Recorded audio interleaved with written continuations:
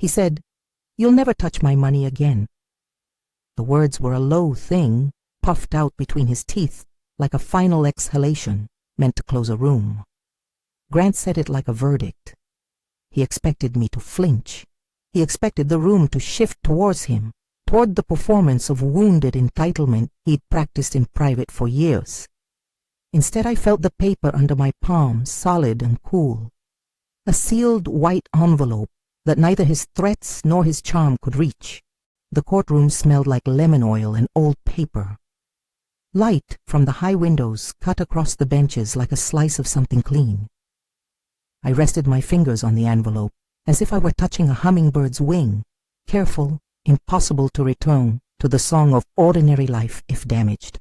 The envelope contained the record the assistant U.S. attorney had confirmed, the acknowledgement that the federal investigation had moved from rumor to warrant-ready fact. That acknowledgement was what made the judge stop being a figure at the front of the room and become a person who could laugh. If you want to see how the judge reacts to the reveal, stay with me.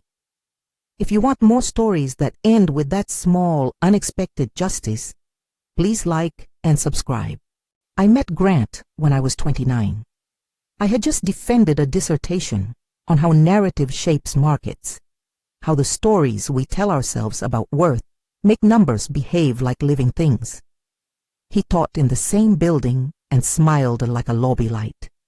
He moved through faculty parties with the ease of someone for whom speech came prepaid. He called me my colleague in a way that felt like being introduced to a private club. It felt good, like a privilege. We married in late spring. The reception was in a courtyard rimmed with pear trees. The air tasted of jasmine and cheap champagne, and everyone kept their opinions in their pockets. Grant had a way of offering laughter as a kind of mercy, and I wanted mercy more than I wanted armor. People who knew me then would say I was bright and a little naive, the sort who liked to believe a human could be entirely reinvented by being loved. It's easier to see the pattern in hindsight. The first quiet things were courteous. "Let me handle the check," he'd say at restaurants, reaching across menus as if my fingers might break. I was delighted at first. He liked to protect, he explained. He liked to provide. Those phrases were soft and flattering. They sounded like care, but they became rules. Paychecks started to misalign. Grants to the department, small stipends for research, a prize from a private foundation. Checks I expected were redirected or delayed without clear reason. He had an account that always seemed to have more than mine. He made jokes, light, artificial, that landed like small knives. He would call the cost of a jacket a necessary investment and the cost of my conference trip an indulgence. Lydia, his mother, was a philanthropist in the way an aristocrat is, practical charity that came with a ledger. She would present me with gift cards on my birthday and then look toward Claire, Grant's assistant, with a different kind of smile. Claire received the diamonds. I received a Target gift card once, tucked into a card with a hand-lettered note. The humiliation was the slow kind that ages a person without a single dramatic blow. It accumulated. It threaded itself through the days until it held my life's shape. Grant managed every vendor, every household account. He insisted on joint statements for convenience, and then built a scaffolding of passwords and for safeties that made me feel small and careless. When I asked about the money my mother had given me for graduate school, he made a code of amusement, implying I had been careless with my own management. When I asked about my own name on deeds, he shrugged as if my lack of attention were my moral failing. Yet he was brilliant socially. At dinners, his conversations were an architecture of charm. People loved being around him. Lydia sat at the head of social committees. People assumed her gifts were benevolent. They assumed family loyalty meant shared interest. The gap between public generosity and private control was a narrow thing in daylight, but became a chasm when the lights went down. I began taking notes in a small notebook I kept in my purse. I told myself this was for clarity, dates, amounts, odd emails, the time he changed the account number to the household utility. I wrote down how he spoke to me, sharp and casual, as if cutting me into a smaller shape. Teaching had taught me the power of documentation. Papers exist whether you remember them or not. There is dignity in preserving a record. The discovery, what made the record real, happened on a Tuesday afternoon when I stayed late in his office helping him with a talk about ethics. We had a ritual of coffee at the office, which was Grant's domain, shelves of books, a long mahogany desk, the smell of his cologne, lavender and something like cedar, lingering long after he left. I was filing away his notes when something flashed behind a stack of receipts. An envelope, slightly browned at the edges with a rubber band still around it, a handwritten label on top that read in his scrawl, "Panama transfer, Lydia." I remember the light differently now. It came through blinds and fell in stripes across the desk like a barred promise. I touched the envelope and felt instant vertigo, as if presence of that one word, Panama, rearranged everything I thought I knew about him. I opened the envelope in the bathroom, hands trembling enough that I had to sit. Inside, copies of wire transfers, a bank statement showing a transfer of $180,000 to an account in Panama, signatures that matched Lydia's flourishes, and Grant's precise, small stamp. There was a draft email with a subject line that said, "Clear the trace," and an unfinished sentence that proved intentionality in its sloppiness. Someone had begun to delete the memory of the move even as it was being planned. I photographed the pages with my phone. I'm careful about these things now, but I did not then because I wanted a lesson in control. I photographed the pages because the hand that was shaking wanted an immovable thing, an image to hold while the rest of my life rearranged. I made a list of numbers. I wrote dates in the notebook. I put the envelope back where I found it, trying to return the room to order, and it felt like pretending I could return to the warm places in a marriage that had cooled beyond the point of repair. For a week I held the discovery like a live coal in my mouth. I walked through our house and catalogued evidence in my head.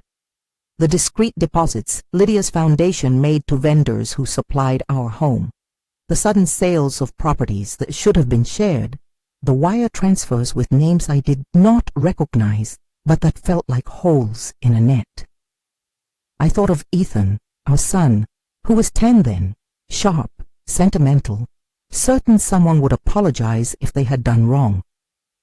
I thought of the way children assume the adult world is only misplacements and promises.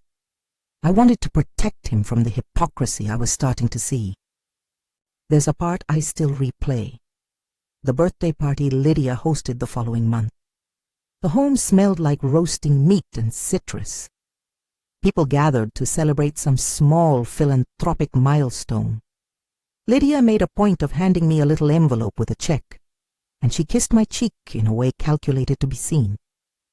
Claire stood near her with a bracelet flashing under the chandelier lights. Grant watched me as if he were conducting an orchestra, and I was some instrument he had tuned. Someone made a joke about keeping the family tidy, and everyone laughed as if cleanliness was a virtue rather than a method of control. Claire Donovan in the records, was a whisper of a woman with impeccable timing. She was younger than I was, and practiced a kind of graceful servitude that had been taught to her, I suspected, in a long line of small concessions. She laughed when Grant made a quip about my earnings, and later, in a private moment by the dessert table, leaned in and said something like, "You're so lucky he handles these things." The kindness of that statement had a cold underside. It admitted a system where gratitude was currency and weakness was collateral. I almost went to the police that week. I nearly carried the envelope to a station and let bright fluorescent lights make the truth feel official. I told myself the moral thing. I told myself that a single night of exposure would change everything.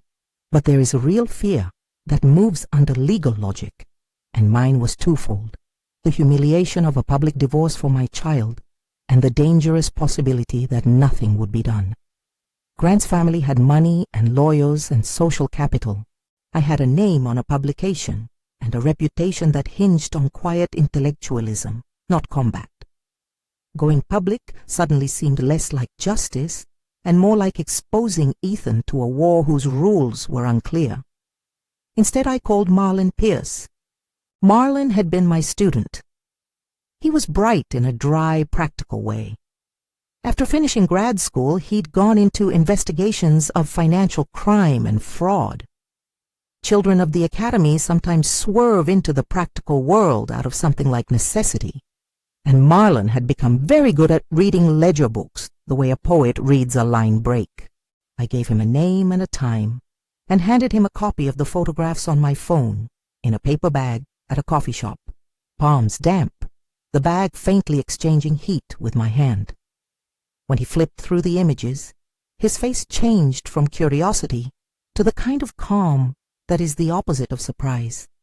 He did not frown, he merely said, "This is federal." We sat in the corner like conspirators. He asked me questions I could not answer. How long had this been happening? Had I recognized transfers before? Had anyone else in the family ever mentioned Panama?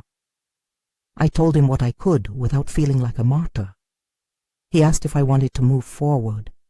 I remember looking at Ethan's backpack as it passed by on a newsstand in a photograph someone had taken, and thinking of the shape of his back when he fell asleep at night. I made the decision that felt like anatomy, slow, necessary, not brave in the theatrical way, but resolute. Marlon introduced me to Assistant U.S. Attorney Sarah Chen across a table in an undisclosed office. She was precise in the way people are when they have practiced both patience and action. She explained in the smallest terms that did not promise certainty what cooperation might look like. She said words about warrants and probable cause that had the ring of procedure, but not the coldness of inevitability. She asked me what I wanted to protect. I said 2 words, my son. She nodded. She did not promise victory. She offered the possibility of legal process. Signing the agreement felt like signing a new life into being. It was not an oath of revenge.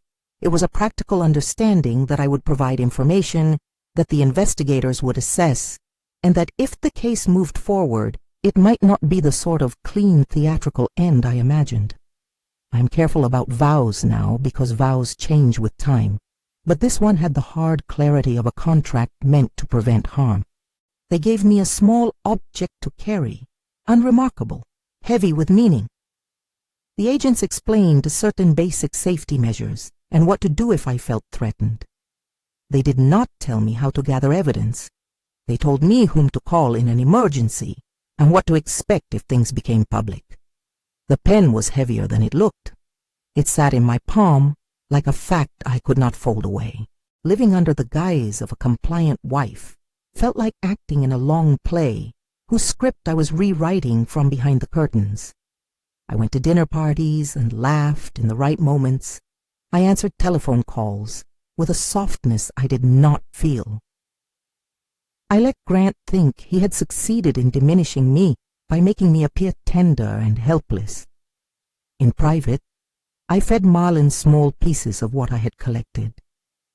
I handed him bank statements and copies of emails, the sort of documentary things I had once taught students to treat as artifacts, not intentions. Each handoff felt less like betrayal and more like repair, mending a social fabric that had been cut. I moved like someone who practices patience as technique. There were nights when I woke with my heart stamping like a bird against my ribs. Fear is noisy in the dark. I learned to name it. What I feared was loss of custody, the falsifying of my motives by lawyers who worked in a different grammar than mine, the sudden exposure of Ethan to a public theater of shame. I chose each action with a logic that wasn't revenge, but stewardship. I was protecting assets, my dignity, my son, and the truth. Grant's suspicion grew with the summer. He narrowed his smile.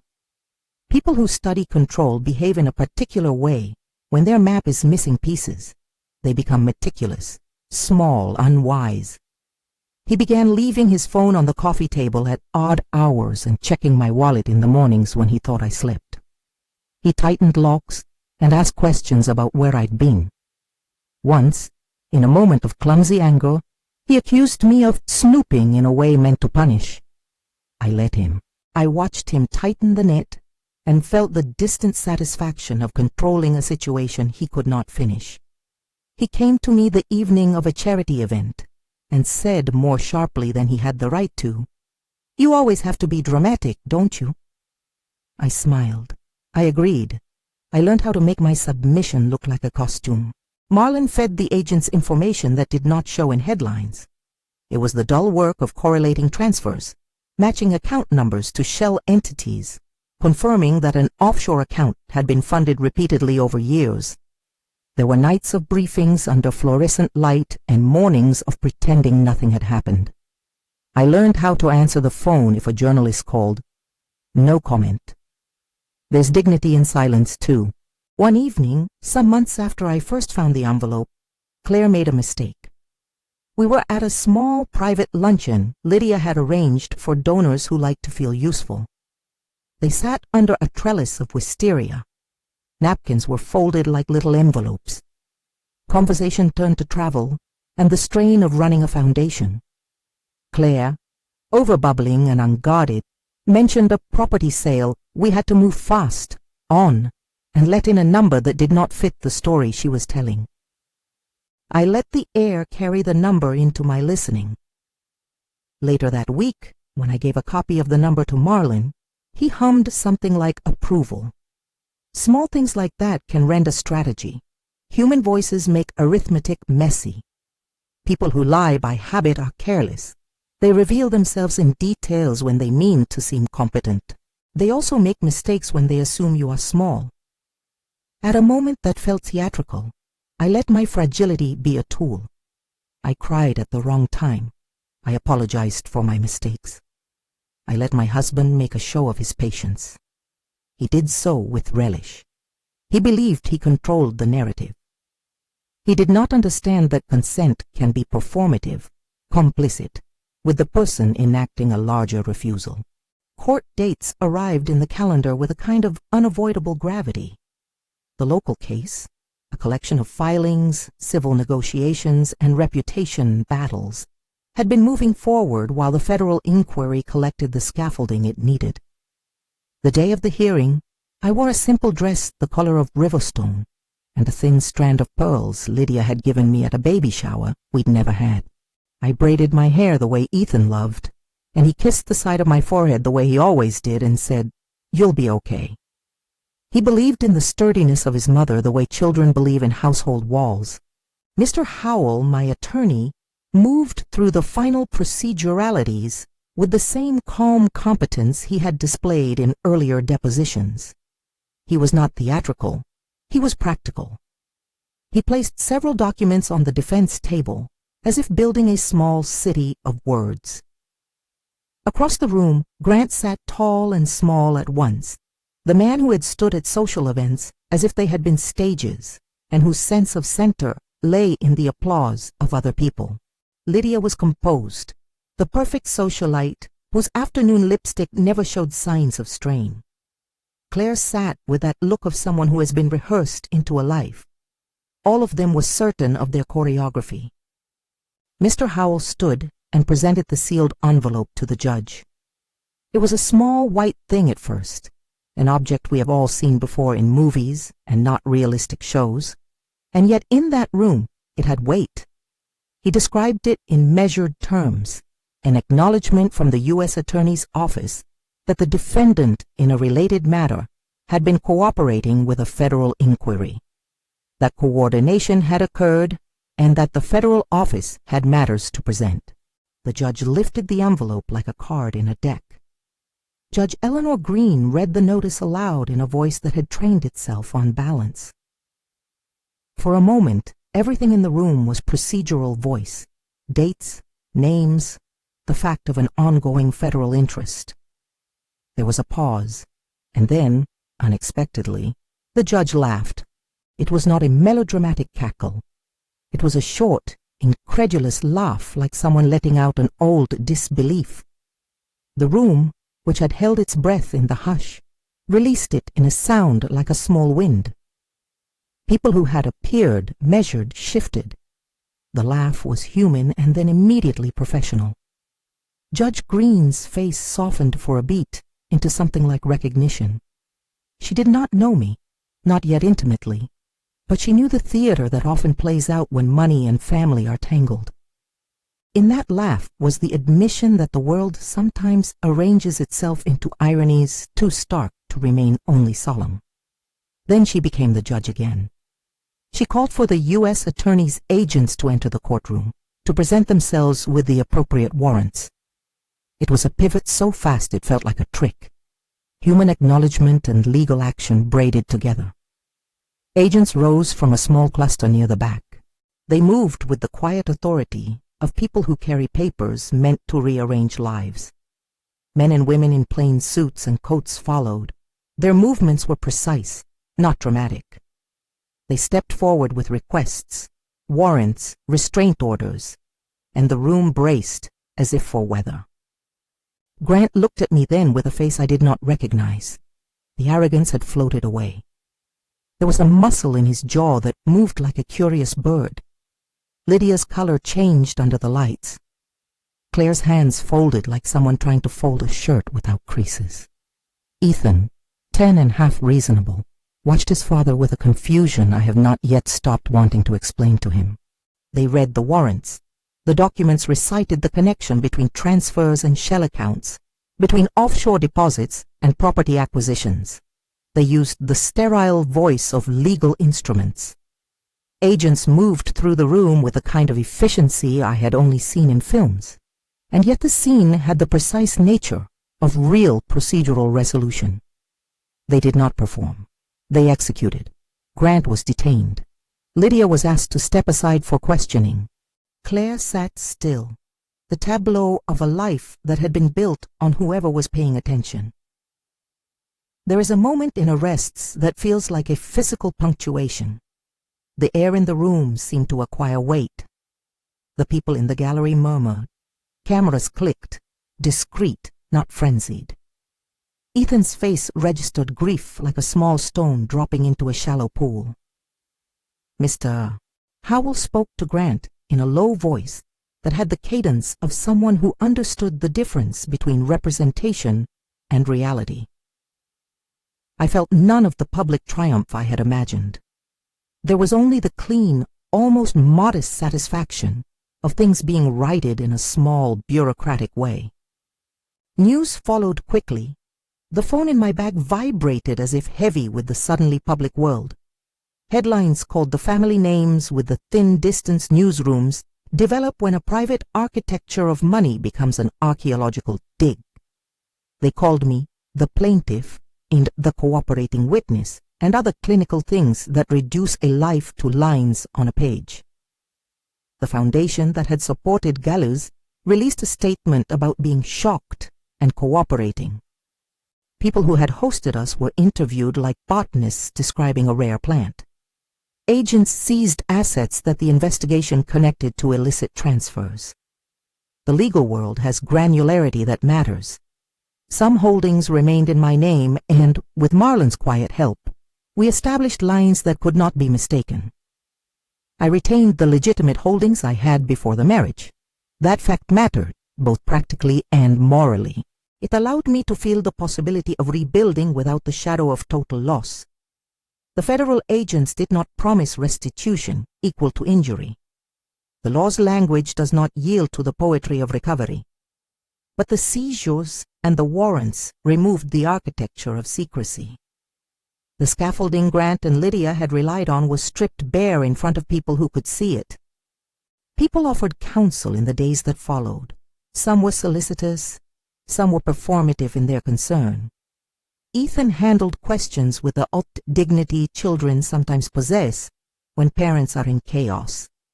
He missed a soccer game, but he still woke up early and made his cereal, insisting on the rituals he could control. I spent late nights drafting plans for what I would build next, part of my mind always returning to the small notebook where I had kept dates and faces and sums. I wrote out the beginning of what would be White Consulting, a place where women could learn how to manage finances, spot pitfalls, and build independent accounts that would not be beholden to the whims of others. It was not vengeance. It was a practical solution to a pattern I had seen repeated in the lives of other women. Small erasures of autonomy passed off as care. Ethan listened when I told him about the idea. He asked questions that were practical and kind. "Will you teach kids too?" he asked once, hopeful. I said yes. We painted a chalkboard wall in a spare room and wrote a list of topics: budget basics, reading a statement, recognizing red flags in language. Not legal instruction, because I will always be clear. Knowledge is not a legal formula. It is a tool for calm. I promised myself that the center would avoid sensationalism. It would be steady and plain, a place where the dignity of a person's finances could be restored without judgment. There were consequences beyond the court. Friends reevaluated relationships. Some were distant, some were loyal. The social calendar rearranged itself in a way that felt like clearing a room of humid air. Lydia withdrew into statements and retained counsel. Claire's public presence diminished. Grant faced charges that rearranged his opportunities and relationships. The community went through its predictable cycle of gossip and retrieval, but the central shift had been made. Secrecy had been exposed. Starting White Consulting felt less like a business launch than a reclamation project.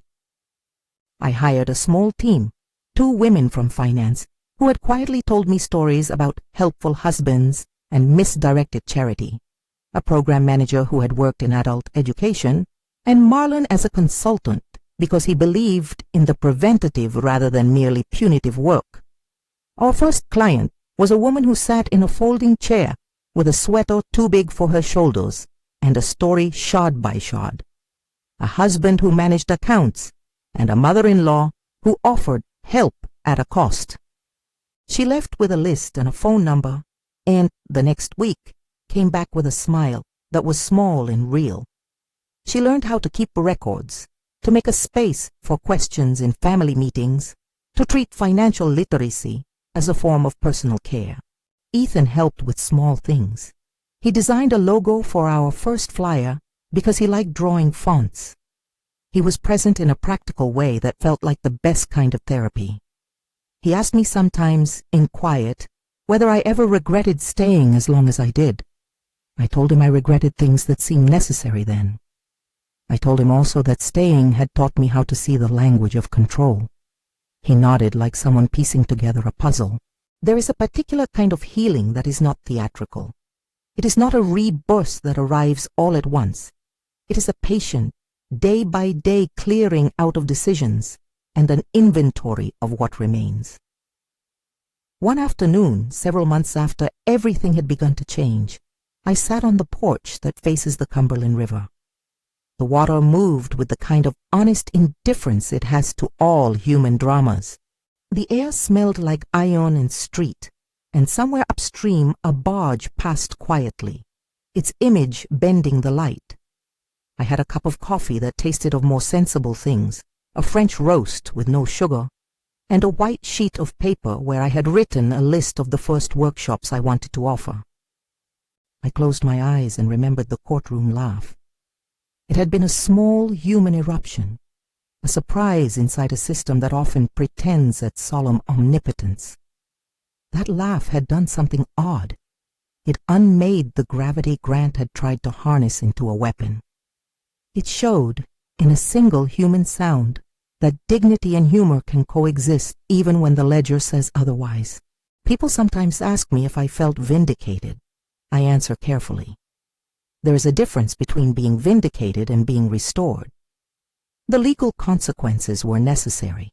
Yes, agents made arrests, assets were seized, questions were asked aloud in court where they had previously been whispered. But the deeper work was the day-by-day reassembly of my life and the steady building of a center where other people could find a quieter way forward. Vindication is a shock of public justice. Restoration is the long patience of living without fear.